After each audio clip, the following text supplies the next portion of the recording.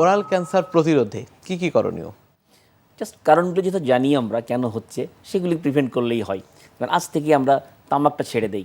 আসলে যারা পান খায় দীর্ঘমেয়াদী একদিনে ছাড়তে পারে না, অন্তত তামাক পাটটা ছাড়ুক, সুপারি, চুন, পান এগুলো খাওয়া শুরু করুক, আস্তে আস্তে এগুলি বন্ধ করা দিক। তাহলে দেখবেন যে ক্যান্সারের ঝুঁকিটি অনেকটাই কমে গেছে। যারা ধূমপান করছে, ধূমপান বন্ধ করতে হবে।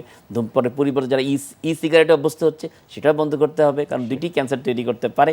এগুলির পাশাপাশি মুখের মধ্যে যে কোনো কারণে কোনো ক্ষত বা যাই হোক, এটাকে অবহেলা করা যাবে না, চিকিৎসা করিয়ে নিতে হবে। তাহলেই দেখা যায় মুখের ক্যান্সার অনেকটাই প্রতিরোধ করতে পারবো। অনেক ধন্যবাদ আপনাকে আমাদের আজকের এই অনুষ্ঠানে আসবার জন্য। আপনাকেও ধন্যবাদ। প্রিয় দর্শক, এতক্ষণ দেখছিলেন স্বাস্থ্য প্রতিদিন। কথা হচ্ছিল খুব গুরুত্বপূর্ণ একটি বিষয়, ওরাল ক্যান্সার নিয়ে। আশা করি আমাদের এই গুরুত্বপূর্ণ তথ্যগুলো আপনাদের অনেক বেশি উপকারে আসবে। যে কোনো সময় আপনাদের পছন্দের অনুষ্ঠান স্বাস্থ্য প্রতিদিন দেখতে ভিজিট করুন আমাদের পূর্ণাঙ্গ ওয়েব পোর্টাল www.ntvbd.com এ। এছাড়া এনটিভি সব জনপ্রিয় অনুষ্ঠান ও খবরের আপডেট পেতে ভিজিট করুন আমাদের ইউটিউব চ্যানেল ও ভেরিফাইড ফেসবুক পেজে।